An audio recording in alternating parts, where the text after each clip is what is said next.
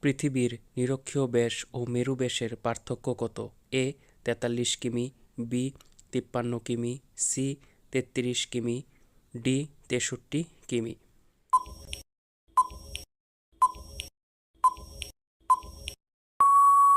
সঠিক উত্তরটি হলো 43 কিমি। কিভাবে? 12,757 কিমি হলো নিরক্ষীয় ব্যাস এবং 12,714 কিমি হলো মেরু ব্যাস। দুটোর পার্থক্য 43 কিলোমিটার।